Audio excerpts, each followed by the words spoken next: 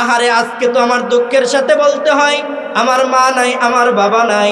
মাঝে মাঝে যখন আজকে সকালেও আমি কবরস্থানে গেছে কালকেও গেছি, কিন্তু যাওয়ার পরে মনে হয় আহারে দুনিয়াতে যখন পিতামাতা জীবিত থাকতো, পাঁচ দূর থেকে হমক দৌড়াইলে সন্তান বইলে ডাক দিত, একটু দূরে গেলে সন্তান বইলে ডাক দিত। কখনো যদি খোঁজ খবর নিতে দেরি হইতো, মা বলতো আমার সন্তান আমাকে এক সপ্তাহ হয়েছে ফোন দেয় না। মা নিজে কল দিত, সন্তানের সাথে কথা বলতো। আজকে 3টা বছর হয়ে গেল আমার মা এই জমিন থেকে বিদায় হয়ে গেছে। মায়ের কবরের পাশে যখন দাঁড়ায়, চোখ দিয়ে টকবক করে পানি পড়ে, কিন্তু নিজে একাই মার সাথে কথা বলি, মার কাছ থেকে আর জবাব আসে না। মা আর কিচ্ছু বলে না, মা সন্তান বলে ডাক দেয় না। মনে রাখবেন, আমি আর আপনি যখন মাকে বাড়িতে রেখে দূরে কোথাও যাই, কিন্তু আমি আপনি দূরে চলে যাই, বাড়ির কথা মনে থাকে না, মার কথাও মনে থাকে না। আর এই মা যদিও বাড়িতে থাকে, সন্তান কোথায় আছে না না আছে, মনের মধ্যে এরকম একটা টেনশন থাকে কি থাকে না? কারণ এইখানে যারা আছেন অধিকাংশ সন্তানের বাবা, সন্তান বিদেশ যায়, সন্তান বিমানও উঠলো কিনা বাবা টেনশন করে, সন্তান বিদেশ নামলো কিনা মা টেনশন করে, সন্তান ঢাকায় পৌঁছলো কিনা মা টেনশন করে, বাবা টেনশন করে। কথা বলেন ঠিক কিনা? কিন্তু সন্তানের জন্যে মা দোয়া করে। আর আমি দেখেছি আমার মা 5 ওয়াক্ত নামাজের পরে এই কথাটা বলতো, আয় আল্লাহ, আমার এই 7টা সন্তানকে তোমার দিনের জন্য কবুল করিও। মাকে মাঝে মাঝে জিজ্ঞেস করতাম, মজার ছেলেকে, মা তুমি কি 7 সন্তানের জন্য দোয়া করো, আমার জন্য কি দোয়া করো না? মা মাঝে মাঝেই বলতো, সন্তান রে, সবাইকে এক চোখেই দেখি, তবে তোকে ভিন্ন চোখে দোয়া করি, আল্লাহ যেন তোকে আলেম হিসাবে কবুল করে। মাঝে মাঝেই বলতো। আহারে আজকে আপনাদের সামনেই বলেই ফেলি, মা অনেক সময় ওষুধ কিনতেন না, আমার কিতাব কেনার টাকা দিতেন। অনেক সময় ওষুধ কিনতেন না, অনেক সময় ওষুধ কিনতেন না, আমাকে ভাড়ার টাকা দিতেন, মাদ্রাসায় যাওয়ার টাকা দিতেন। আজকে মা নাই, কেউ একথা বলে না সন্তানকে বাঁচিয়ে রেখো, আলেম বানায়ো। অতএব সন্তান দুনিয়াতে যতদিন মা বাবা বেঁচে থাকে, এই সন্তানের জন্য মা বাবা প্রত্যেকের জন্য দোয়া করে। আর মনে রাখবেন, এই 2টা হাত যখন মা বাবার উপরে উঠে যায়, আল্লাহ ডাক দিয়া বলে, হে সন্তান, তোর প্রতি তোর মা খুশি, তোর প্রতি তোর বাবা খুশি, অতএব আমি আল্লাহ তোর প্রতি খুশি। জোরে বলেন না সুবহানাল্লাহ। আজকে আমি আপনাদের সামনে যে আয়াতে কারিমা তেলাওয়াত করেছি, এই আয়াতের মধ্যে আল্লাহ রাব্বুল আলামিন শুরুতে বলেন, ওয়া কাদা রাব্বুকা আল্লা তা'বুদু ইল্লা ইয়্যাহ। রব তার চূড়ান্ত সিদ্ধান্ত জানিয়ে দিয়েছেন। কি চূড়ান্ত সিদ্ধান্ত? রব জানিয়ে দিয়েছেন, দুনিয়াতে যতদিন বাঁচবা গোলামি করবো কার? মানে একমাত্র আল্লাহরই ইবাদত করতে হবে, অন্য কারো ইবাদত করা যাবে? জোরে কয় না যাবে? বাবার দরবারে সেজদা দেওয়া যাবে?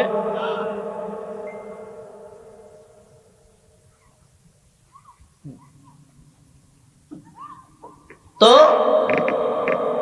মোট কথা, জমিনের মধ্যে যতদিন থাকবো আল্লাহ ছাড়া অন্য কারো গোলামি করা যাবে? একমাত্র গোলামি করবো কার? কোনো বাবার, মাজারে সেজদা, মাজারে মান্নত না।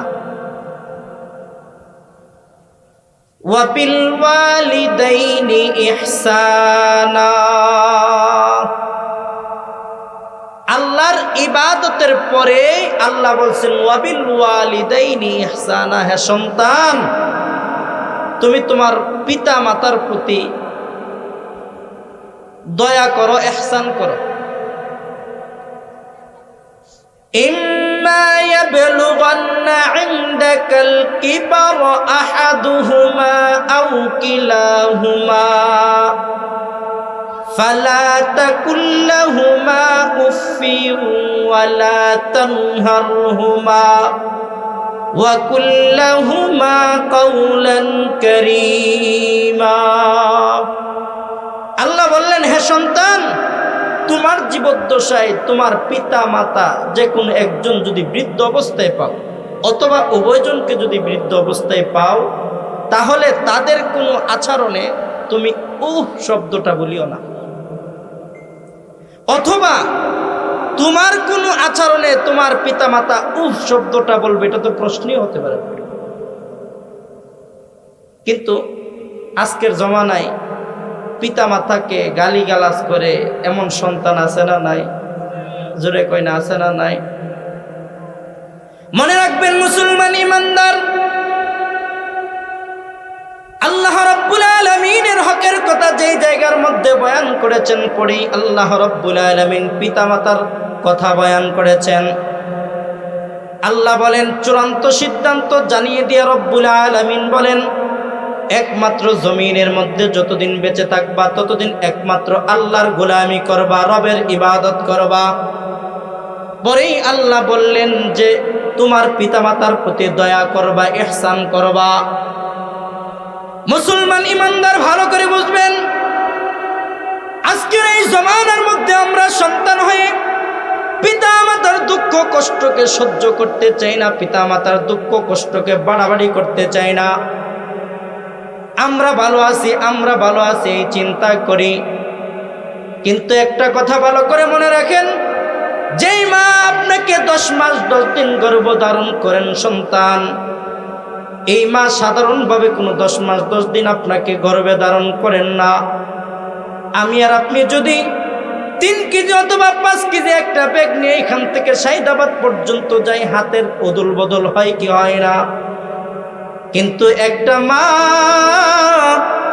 আপনাকে আমাকে গর্ভধারণ করে, সেই মাটা পেটের মধ্যে 10টা মাস 10টা দিন পর্যন্ত নিয়ে গর্ভে ধারণ করে হাঁটাচলা করে। কোনোদিন মা পেট ধরে বলে না আমার পেটটা বারবার লাগছে, কষ্ট লাগতেছে, এমন কথা বলে না। অথচ আপনি যখন মাত্র পেটের মধ্যে অল্প কিছুদিন বড় হন, এই মার বমি বমি ভাব হয়, মনে হয় মা ভিতর থেকে যখন বমি করতে যায় বমি তো আসে না, যেমন কলিজাটা ছিঁড়ে ফেলে। কথা বলেন ঠিক কিনা? কিন্তু মা তারপরে কোনো তোমার ব্যাপারে আমার ব্যাপারে অভিযোগ করে নাই।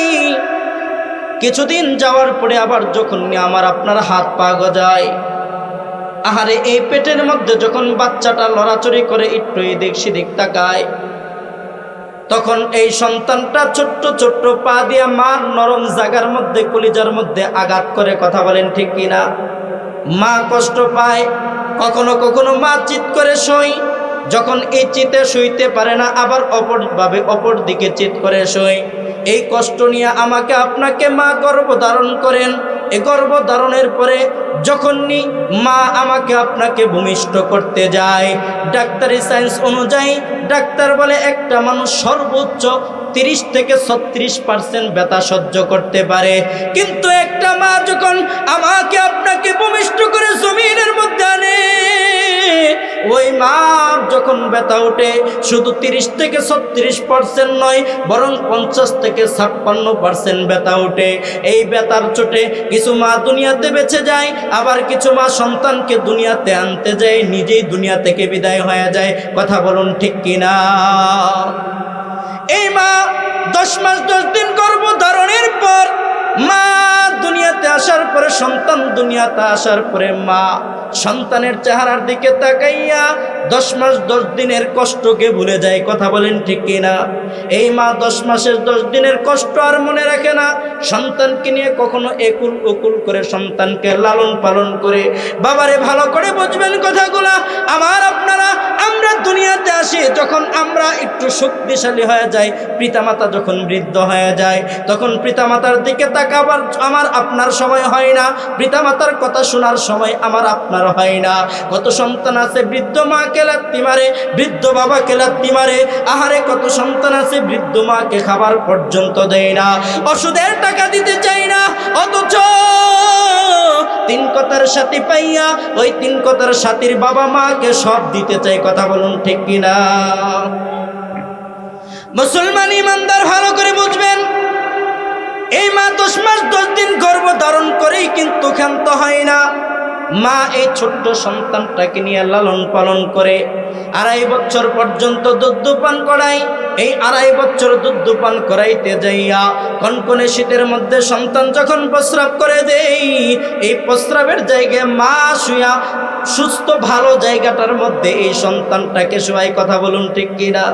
এত কষ্ট করে মা লালন পালন করে, যেই বাবা একটা চা খাইতে মন চায়, পান খাইতে মন চায়, একটা খরচ করতে মন চায়, বিভিন্ন ভালো ভালো জিনিস খাইতে মন চায়, ওই বাবা নিজে না খাইয়া ছোট্ট এই সন্তানের জন্য কখনো ওষুধ ক্রয় করে, কখনো এই ছোট্ট সন্তানের খাবার ক্রয় করে, আহারে চিন্তা করে আজকে আমার হাতে 500 টাকা আছে, 1000 টাকা আছে, আমি চাইলে ভালো মন্দ খাইতে পারি, কিন্তু যদি ভালো মন্দ খেয়ে ফেলি, আমার সন্তানের যদি ঠান্ডা সর্দি কাশি এসে যায়, তাইলে আমার সন্তানের চিকিৎসা করব কি দিয়া, আমার সন্তানকে ডাক্তারের কাছে নিব কি দিয়া, এই চিন্তা করে বাবা ভালো কিছু খাইতে যায় না, মা চিকিৎসার জমানো টাকাগুলা নিজের কাছে রেখে দেয় সন্তানের জন্যে।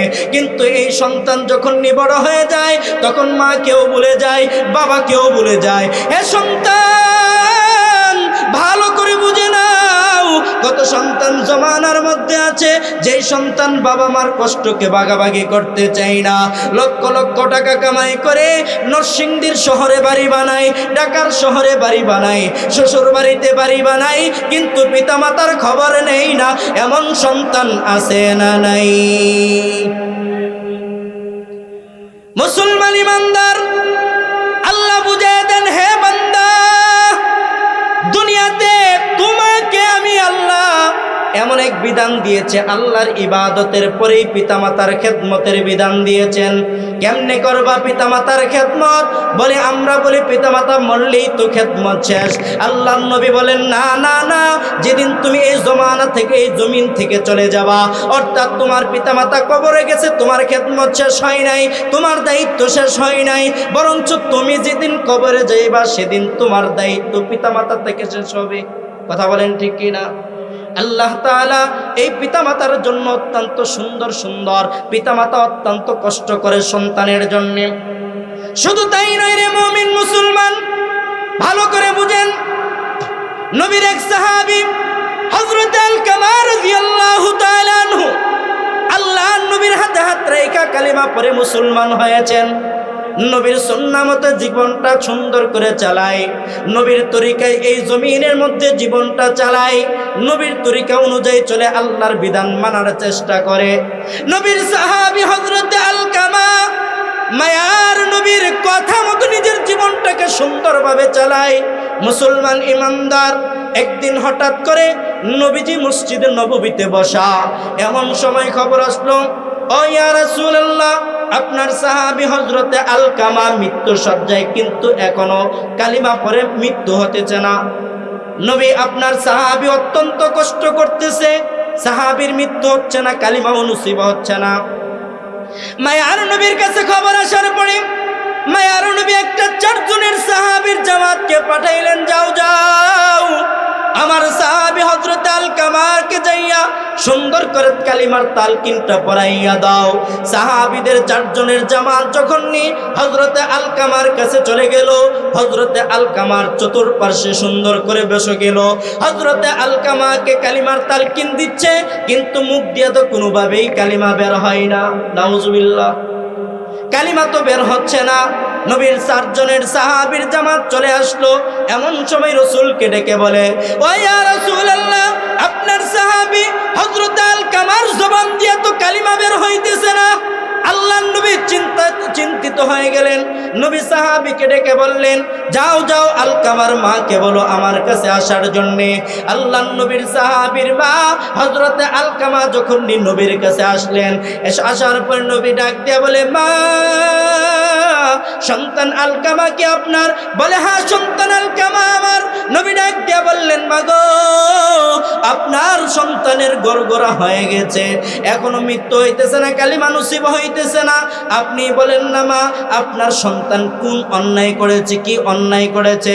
মা ডেকে ডেকে বলে, ও ইয়া রাসূলুল্লাহ, ও নবী আমার সন্তানের ব্যাপারে আমার কোনো অভিযোগ নাই, তবে একটা অভিযোগ আছে, আমার সন্তান দৈনিক 5 ওয়াক্ত নামাজের সাথে সাথে আওয়াবিন চাস্তহ তাহাজ্জুদের নামাজ পড়ে, মাওলা পাকের জিকির আজকার পর্যন্ত করে। নবী আপনার দেওয়া সুন্নাত মতে দুনিয়াতে জীবনটা চালায়, নবী আপনার দেওয়া তরিকা মতে জীবনটা চালানোর চেষ্টা করে। ও ইয়া রাসূলুল্লাহ, তার কোনো খারাপই নাই, তার কোনো খারাপই নাই, কিন্তু আমি মা হয়ে একটা অভিযোগ আপনার কাছে করতে চাই। আলকামা কোনোদিন আমার কথা শুনে নাই, আলকামা কোনোদিন আমার কথা মতো চলে নাই। নবী বললেন, মা গো, তুমি যদি মাফ না করো তাইলে তোমার আলকামা জাহান্নামে যাবে, আগুনের মধ্যে পড়বে। মা বলে, না না, আমি ক্ষমা করব না তাকে, সে আমার মনের মধ্যে কষ্ট দিয়েছে, আমার অন্তরের মধ্যে ব্যথা দিয়েছে।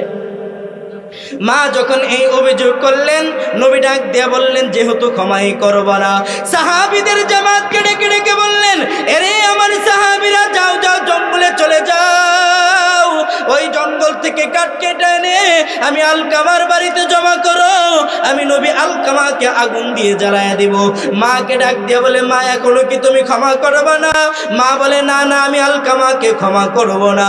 আল্লাহর নবী যখন ওই লাকড়ির মধ্যে আগুন ধরে এলেন, মায়ের মন তো কোমলতা, মা তো নরম দিলের হয়। মা যেই মাত্র আগুন দেখলেন, সাথে সাথে বললেন, আমি আলকামাকে ক্ষমা করে দিলাম। জোরে বলেন না সুবহানাল্লাহ। যেই মাত্র বললেন আলকামাকে ক্ষমা করে দিলাম, সাথে সাথে আলকামার মুখ দিয়ে বের হয়ে গেল, লা ইলাহা ইল্লাল্লাহু মুহাম্মাদুর রাসূলুল্লাহ। বলুন তো দেখি, আমাদের সমাজে এর থেকে কঠিন ব্যবহার মার সাথে করে, বাবার সাথে করে এমন সন্তান আছে না নাই? কিন্তু দেখেন, আজকের এই জমানার মধ্যে তাকায়া দেখেন, বাপ মা নিজে না খাইয়া সন্তানকে লালন পালন কইরা সন্তানের ভবিষ্যৎ সুন্দর করার জন্যে লক্ষ লক্ষ টাকা খরচ কইরা সন্তানকে বিদেশ পাঠায়। এই সন্তান বিদেশ 4-5 বছর বিদেশ করে এসে বাড়িতে যখন পিতামাতার সুন্দর দেখে একটা স্ত্রীকে তার জন্য নির্বাচন করে বিয়ে করায়া দেয়। এই স্ত্রী কিছুদিন যেতে না যেতেই 5 মাস, 10 মাস, 1 বছর, 2 বছর অতিক্রম হওয়ার পরেই তার স্বামীর কাছে কান ফাড়া দেয়, তোমার মা এই করে, তোমার বাবা এই করে। এমন স্ত্রী আছে না নাই? কিভাবে সন্তানকে পরিবার থেকে বিচ্ছিন্ন করা, কিভাবে সন্তানকে পরিবার থেকে আলাদা করা যায়, সেই চিন্তায় ঘোরাফেরা করে। কথা বলেন ঠিক কিনা? কি বুদ্ধি দেয়? সুন্দর বুদ্ধি। তোমারও তো একটা সুন্দর ভবিষ্যৎ আছে, তুমি কি তোমার পিতামাতাকে দেখবা না তোমার আরো ভাই আছে? বলে কি বলে না? আল্লাহর নবী বলেন, না না সন্তান, তোমার ভাই থাকলেই কিন্তু তোমার বাবা মাকে তুমি কষ্ট দিতে পারবা না, খাবার না দিয়ে পারবা না। বরঞ্চ মনে রাখবা, তোমার 7 ভাই থাকুক, 6 ভাই থাকুক, 5 ভাই থাকুক, 4 ভাই থাকুক, প্রত্যেকের উপরে পিতামাতাকে বরণ পোষণ দেওয়া, তাদের সযত্ন করা, তাদেরকে শান্তিতে রাখা তোমাদের দায়িত্ব। কথা বলেন ঠিক কিনা? অথচ আমরা বড় ভাই বিয়ে করলে, মেজো ভাই করলে বড় ভাই ভিন্ন হয়, আবার মেজো ভাই বিয়ে করলে এর ছোটটা করলে এর পরেরটা ভিন্ন হয়। এমন আছে না নাই? মনে রাখবেন, যতদিন পিতামাতা থাকবে ততদিন ভিন্ন হওয়া চলবে না। কারণ আপনার দিল থাকবে প্রশস্ত, দিল থাকবে ভালো, দিলের মধ্যে থাকবে ইতি চিন্তা, যতদিন আমি বাঁচবো ততদিন আমার পিতামাতাকে লালন পালন থেকে যা লাগে সব আমি দিব। কথা বলুন ঠিক কিনা? এমনটাই হওয়া দরকার ছিল। কিন্তু আজকের সন্তানরা তাকায় দেখেন, পিতামাতাকে খাবার দিতে চাই না, 2-3 হাজার টাকা ওষুধ লাগে, এটাও দিতে চাই না। এক ভাই বলে এই মাসে তুই দিবা, আরেক ভাই বলে এই মাসে তুমি দিবা, আমি পারবো না। এমন আছে না নাই? দুইজনের জোরাজুরিতে দেখবেন যে পিতামাতা ওষুধের টাকাই পায় না। কেউ আছে না নাই? এটা করা যাইব? শুধু তাই নয় রে মুমিন, মুসলমান, ইমানদার, আল্লাহর নবী বলেন, আল জান্নাতু তাহতা আকদামিল উম্মাহাত। মায়ার নবী সুন্দর করে বলেন, হে সন্তান, এই পিতামাতা তোমার জন্য জান্নাত, এই পিতামাতাই তোমার জন্য জাহান্নাম। অর্থাৎ মায়ের পায়ের নিচে তোমার জান্নাতরা রয়েছে। আজকের এই মজলিসের মধ্যে যাদের পিতামাতা এখনো জীবিত আছে, মনে রাখবেন আপনার জান্নাতটা এখনো দুনিয়াতেই আছে। কথা বলেন ঠিক কিনা? এখনো দুনিয়াতেই আছে। যার পিতামাতা নাই, তার জান্নাতটা দুনিয়াতে নাই। আল্লাহর নবী বলেন, মনে রাখবেন, ভালো করে মনে রাখবেন, আল্লাহর নবী বলেন, হুমা জান্নাতুকা ওয়া নারুকা, এই দুইজনই তোমার জন্য জান্নাত, এই দুইজনই তোমার জন্য জাহান্নাম। দুইজনকে সুন্দর করে দেখভাল সেবা যত্ন করতে পারলে, তাদের মনটা খুশি করতে পারলে, আসমানের মালিক বলেন, যে সন্তানের প্রতি পিতা মাতা খুশি, ওই সন্তানের প্রতি স্বয়ং আল্লাহ খুশি। জোরে বলেন সুবহানাল্লাহ।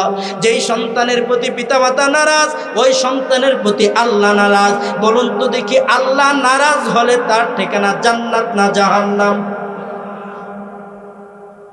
এজন্য আল্লাহর নবী বলেন, আল জান্নাতু তাহতা আকদামিল উম্মাহাত, মায়ের পায়ের নিচে তোমার আমার জন্য জান্নাত।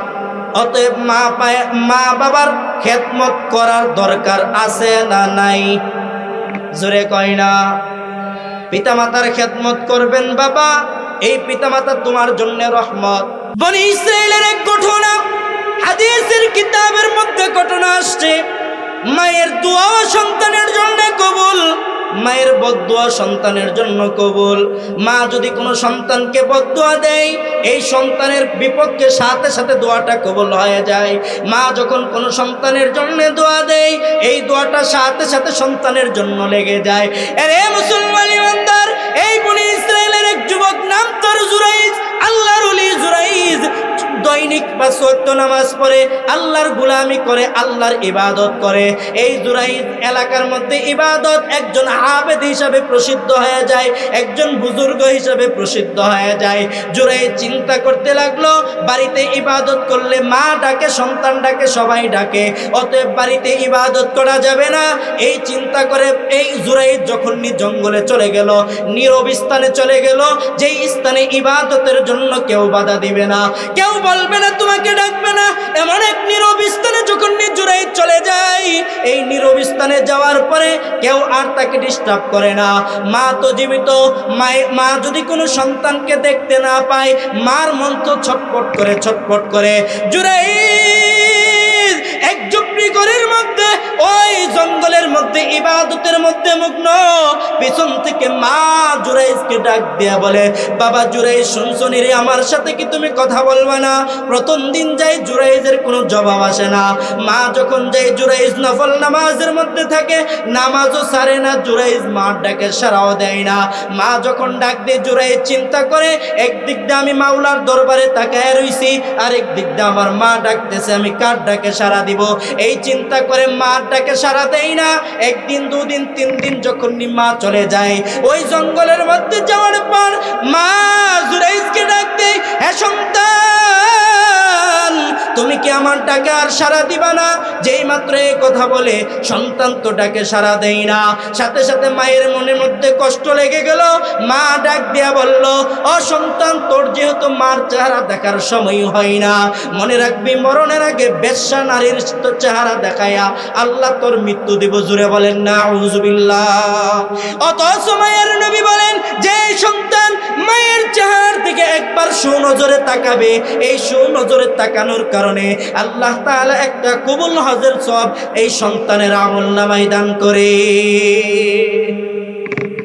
কিন্তু এই জুরাইজ মার ডাকে সাড়া দেয় না। 1 দিন, 2 দিন, 3 দিন সাড়া না দেওয়ার পরে মা সন্তানের বিপক্ষে বদদোয়া করে ফেলছে।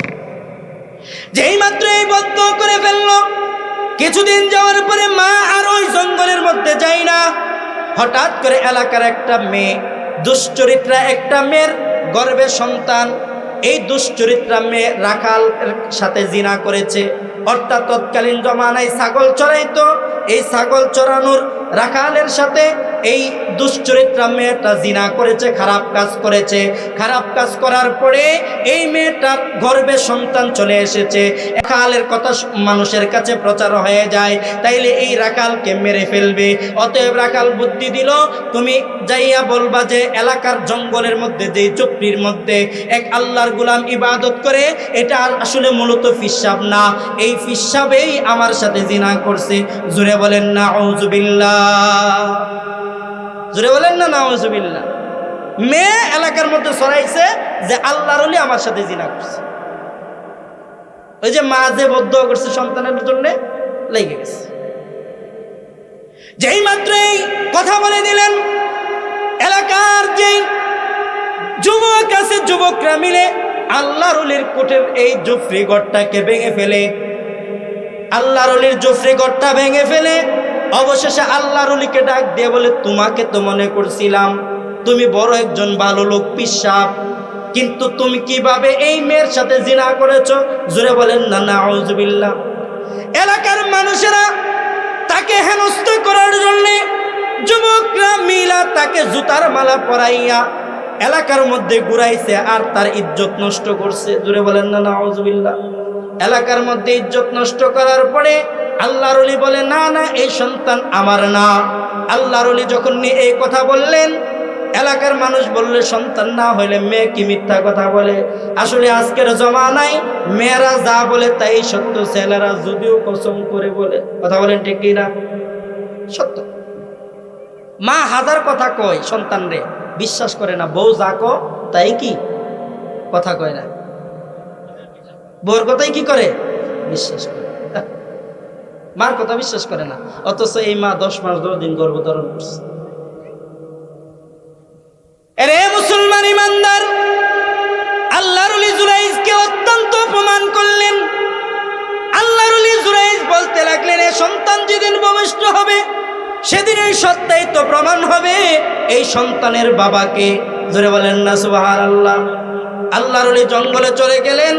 সন্তান কিছুদিন পরে যখন ভূমিষ্ঠ হলো, এমন সময় সন্তানের কাছে যখন আল্লাহর ওলির খবর গেল সন্তান জন্মাইছে, আল্লাহর ওলি এলাকার মানুষকে জড়ো করে সন্তানের দিকে হাত রেখা বললেন, ও সন্তান, তুমি বলে দাও তোমার বাবাকে।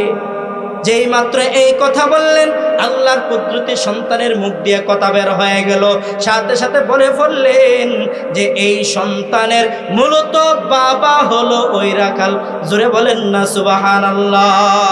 এজন্য মুসলমান ইমানদার, মার দোয়াও সন্তানের জন্য কবুল, মার বড়দোয়াও সন্তানের জন্য কবুল। এজন্য আজকের এই মাহফিলে যে সন্তানরা কান দিয়ে কথা শুনতেছো, দিলের কান লাগে কথাটা শুনে নাও। কোনোদিন পিতা মাতার মনে কষ্ট দিবা না। রাজি আছেন ইনশাআল্লাহ? কোনোদিন পিতা মাতার মনে কষ্ট দিবে না। আজকালের দিকে তাকাইলে দেখা যায় বউর কথা বিশ্বাস করে, মার কথা বিশ্বাস করে না, আপন ভাইয়ের কথা বিশ্বাস করে না, বউর কথা বিশ্বাস করে এমন সন্তান আছে না নাই? বউর কথাই বউর বাপ মারে টাকা দেয়, নিজের বাপ মারে ওষুধ কিনার টাকা দেয় না, এমন সন্তান আছে না নাই? কেউ নাই? আমরা এলাকাত নাও থাকতে পারে, কিন্তু দূরে আছে না, আমরা এলাকাতেও আছে। আরে দুঃখ দুঃখ দুঃখ। আল্লাহ আল্লাহ আল্লাহ আল্লাহ হেফাজত করো, আল্লাহ হেফাজত করো, এছাড়া উপায় নাই। এই বাপ এই মা কত কষ্ট করছে, কত কষ্ট করছে বলেন। যখন আমার আপনার পোশাকের পকেট ছিল না, এই বাপ মা নিজের পকেটটাকে আমার আপনার জন্য পকেট বানাইছে। আজকে আপেলের বড় পুত্ররা বউর ঘরে ঢুকে, মার ঘরে ঢুকে না। বড় পুত্ররা বউর ঘরে ঢুকে। এরপরেও কি, মা যখন ভূতের একাধিকবার ডাক দেয়, বেটি ডাকিস না, বিরক্ত বোধ করে। আর শাশুড়ি যখনই ডাক দে তখন মুখটা বইরা বলে, আম্মা। কেউ নাই? আল্লাহ, আম্মা, মধুর ডাক। এজন্য বাবা ভালো করে বুঝে নেন, সন্তান এটা হলো দুনিয়ার সম্পদ। এই সন্তানকে আদর্শবান দ্বীনি শিক্ষা দিতে হবে। এই সন্তানকে ছোট থেকে ইসলামী শিক্ষা দিতে হবে। এই সন্তানকে ছোট থেকে পিতামাতার বাধ্যগত সন্তান বানাতে হবে। তাকে পিতামাতার আজমত মহত্ব গুরুত্ব বোঝাতে হবে। আজকে দেখেন, আমার মা 3টা বছর হয়ে গেছে, অর্থাৎ জানুয়ারির 16 তারিখ মারা গেছে। আজকে 15 তারিখ, অর্থাৎ 12টার পরে 16 তারিখ পড়বে। কি বলেন, ঠিক না? 3 বছর হয়ে গেছে। আল্লাহ আল্লাহ। মার কবর, মার বাবার কবর কোন হালতে আছে, কি অবস্থায় আছে জানি না, কেউ জানি আমরা।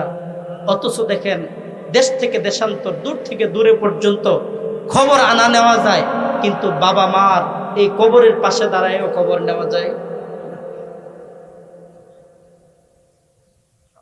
অতএব আমাদের পিতামাতার খেদমত করতে হবে কি হবে না? যাদের পিতামাতা নাই তারা বলবে, আহারে পিতামাতা যদি থাকতো জান্নাত কামাই করতে পারতাম, পিতামাতা যদি থাকতো তাইলে পিতামাতার সাথে আলাপ আলোচনা করতে পারতাম, কমপক্ষে চেহারা দেখে কবুল হজের সওয়াব কামাই করতে পারতাম। কি বলেন? আজকে যেহেতু নাই, পারি না, এখন কি করব? আল্লাহ তাআলা সন্তানদেরকে শিখায় দেয়, কি শিখায় দেয়? পিতামাতার জন্য দোয়া শিখায় দেয়। আল্লাহ বলেন, ওয়াখফিদ লাহুমা জানাহায যুল্লি মিনার রাহমা। হে সন্তান, পিতামাতার জন্যে, পিতামাতা যখন বৃদ্ধ হয়ে যায় তাদের সাথে কেমন আচার ব্যবহার করবা, তাদের সাথে কেমন ভাষায় কথা বলবা জানোনি? ওয়াকফিদ লাহুমা জানাহায যুল্লি মিনার রাহমা। তোমার বিনয়ের ডানাটা তাদের সামনে বিছায়া দিবা, তোমার নরম কথা তাদের সামনে বিছায়া দিবা, তোমার সুন্দর আচরণ তাদের সামনে বিছায়া দিবা। তোমার আচরণে তোমার বাবা কষ্ট পাক এমন কোনো কথা বলবা না, তোমার আচরণে তোমার মা কষ্ট পাক এমন কোনো কথা বলবা না, তোমার আচরণে তোমার ভাই বাবা কষ্ট পাক এমন কোনো কথা বলবা না। বিনয়ের ডানা কেমন উদাহরণ দিলে সহজে বুঝতে পারবেন। বাচ্চা হলে মুরগি দেখবেন উপর থেকে সিলে যখন থাবর দেয়, এই সিলের থাবর আসার আগেই মা দুইটা ডানা ছড়াইয়া দেয়, বাচ্চাগুলোর ডানার ভিতরে চলে যায়। কথা বলেন ঠিক কিনা? সন্তানের দায়িত্ব হলো পিতামাতা যখন বৃদ্ধ হয়ে যাবে নিজের বিনয়ের ডানা মানে নিজের দুইটা হাত পিতামাতার পিঠে এমনভাবে রাখবে যাতে করে পিতামাতা এমন অনুভব করতে পারে যে আমার উপরে একটা ছায়া আছে, সন্তান আছে, একটা দয়া আছে। কথা বলেন ঠিক কিনা? অতএব এরপরে আল্লাহ বলেন, ওয়াকুর রাব্বিরহামহুমা কামা রাব্বায়ানি সগীরা। আল্লাহ রাব্বুল আলামিন বলেন, হে সন্তান, তুমি যখন ছোট ছিলা, নাবালেগ ছিলা, শিশু ছিলা, তোমার পিতামাতা যেমন তোমাকে আগলায় রাখছে, তোমার প্রতি দয়া দেখাইছে, তোমার জন্য দোয়া করছে, তোমাকে সব দিয়ে সহযোগিতা করছে। তোমার মা যখন মারা যাবে অনুরূপ দয়া তোমার বাবা যখন মারা যাবে অনুরূপ দয়া তাদের জন্য করবা। জোরে বলেন সুবহানাল্লাহ। কি বলবেন? কোন সন্তান যদি পিতামাতার কবরের সামনে দাঁড়াইয়া দুইটা হাত ধরে আল্লাহর দরবারে বলে, আল্লাহ আমার মা নিছো গা তুমি নিছো, আমার বাবা নিছো তুমি নিছো, ও আল্লাহ তুমি তো ক্ষমা করবা, তুমি তো মাফ করবা, অতএব আমি সন্তান হয়ে তোমার দরবারে বলি, আল্লাহ আমার পিতামাতাকে তুমি ক্ষমা করে দাও। মায়ার নবী বলেন, কোন সন্তান যখন পিতামাতাকে পিতামাতার জন্য কবরের পাশে দাঁড়াইয়া একবার সূরা ফাতিহা পড়ে, তিনবার ইখলাস পড়ে, কোরআন থেকে ফজিলতপূর্ণ আয়াত পড়ে যখন আল্লাহর দরবারে বলে, আল্লাহ রাব্বুল আলামিন সাথে সাথে ওই পিতামাতার কবরের আযাবগুলো বন্ধ করে দেন। জোরে বলেন সুবহানাল্লাহ। অতএব মুসলমান ইমানদার ভালো করে বুঝে নেন, যখন পিতামাতা মরে যায় ওই পিতামাতার জন্য দোয়া করা, পিতামাতার জন্য ভালো ভালো দোয়া করা, তাদের কবরের পাশে যাওয়া, তাদের কবর জিয়ারত করা। অতএব ভালো করে বুঝবেন, সুযোগ থাকলে পিতামাতার জন্য দান খয়রাত করা, পিতামাতার জন্য ইতিম সন্তানকে দান খয়রাত করা, ইতিমের মাথায় হাত রাখা। মায়ার নবী ডেকে ডেকে বলেন, আমার কোনো বান্দা যদি একজন ইতিমের মাথায় হাত রাখে, ইতিমের মাথায় দয়ার হাত রাখে, আল্লাহ তাআলা বলেন ওই ইতিমের মাথার মধ্যে যতগুলা চুল আছে তার হাতের মধ্যে যতগুলা চুল পড়বে ততগুলা নাকি আল্লাহ তার আমলনামা ঢুকায়া দিবে। যাদের পিতামাতা নাই ওরা এই সন্তানগুলা পিতামাতার জন্য দান খয়রাত করা, ইসালে সওয়াব করা, ইতিম মিসকিনকে সহযোগিতা করা, মানুষের মাঝে সহযোগিতার হাত বাড়ায় দেওয়া। আজকে পিতামাতা নাই, দিলের জন্য মায়া, দিলের মধ্যে বড় মহাব্বত হয়, বড় ভালোবাসা হয়, আবেগ হয়, মাঝে মাঝেই তোমার জন্য বাবার জন্য কান্না করে, মাঝে মাঝেই তখন তাহাজ্জুদের মুসল্লার মধ্যে দাঁড়ায়া যায়। আহারে গভীর রজনীতে দুনিয়ার কেউ দেখে না, দুনিয়ার সবার দরওয়াজাগুলো বন্ধ হয়ে যায়, মানুষের দরওয়াজাগুলো বন্ধ হয়ে যায়। আসমানের মালিক ডেকে ডেকে বলে, মানুষের দরওয়াজাগুলো যখন বন্ধ হয়ে যায়, মানুষের দরওয়াজাগুলো যখন অফ হয়ে যায়, এমন সময় আসমানের মালিক তার আরশ কুরসি লৌহ কলম ছেড়ে প্রথম আসমানে এসে ডাকতে, ইয়া আবিদি, কোন বান্দা আছো, কি লাগবে আমার কাছে চাও। ওই সময় যখন আল্লাহ এইভাবে তার বান্দাদেরকে ডেকে ডেকে বলে, ওই সময় আমার জন্য বাবার জন্য, মার জন্য, বাবার জন্য বলি, আল্লাহ তুমিই তো গফফার, তুমিই তো রহমান, তোমার নামের উসিলা করে তোমার কাছে ক্ষমা চাই। আল্লাহ তুমি আমার বাবা মাকে তুমি মাফ করে দাও, আল্লাহ তুমি আমার বাবা মাকে ক্ষমা করে দাও। অতএব এইভাবে যখন আল্লাহর কাছে বলি, দিল বিশ্বাস করে দিল বলে যে অবশ্যই অবশ্যই আল্লাহ আমার বাবা মাকে ক্ষমা করবে। কারণ আল্লাহর নবী বলেন, কোন সন্তান যদি পিতামাতার পক্ষ নিয়ে দোয়া চায়, ওই দোয়া চাওয়ার পরেই পিতামাতার কবরের আযাব আল্লাহ বন্ধ করে দেয়। জুড়ে বলেন সুবহানাল্লাহ। নারায়ে তাকবীর, নারায়ে তাকবীর। বদরুজ্জামান ভাইয়ের আগমন, বদরুজ্জামান ভাইয়ের আগমন, আগামীর এমপি সাহেবের আগমন, গোপীনাথপুরের পক্ষ থেকে, গোপীনাথপুরের পক্ষ থেকে ইনশাআল্লাহ এদিন বেশি দূরে নাই যেদিন বাংলার আকাশে ইসলামের পতাকা পথ করে উঠবে। কথা বলেন ঠিক কিনা? অতএব মুসলমান ভালো করে শুনে নেন, যুগে যুগে আমরা দেখেছি আমাদের আমানত নিয়ে তারা সংসদে গিয়েছে, অতএব আমাদের পাশে দাঁড়া নাই। কথা বলেন ঠিক কিনা? এবার সুযোগ এসেছে, এবার সুযোগ এসেছে। অতএব আপনাদের কাছে একটা উদারত আহ্বান করি যে আমাদের সন্তান, চর এলাকার সন্তান মোহাম্মদ বদরুজ্জামান ভাইকে আমরা যদি এই রায়পুরার আমানত তার হাতে তুলে দেই, অবশ্যই এই বদরুজ্জামান ভাই আমাদের এই আমানতকে নিয়ে সংসদে আমাদের পক্ষে কথা বলবে, দিন ইসলামের পক্ষে কথা বলবে। কথা বলেন ঠিক কিনা? অতএব আমরা আমাদের আমানত বহুখানে দিয়েছি, আওয়ামী লীগ দেখেছি, বিএনপি দেখেছি, লাঙ্গল দেখেছি, সব দেখেছি। এবার ইনশাআল্লাহ ইসলামকে দেখতে চাই। কথা বলেন ঠিক কিনা? অতএব আমাদের আমানত দিয়া, আমরা আমাদের আমানতকে তার হাতে দিয়া এই আমানত ছেড়ে দিলাম। বদরুজ্জামান ভাই একজন আলেম।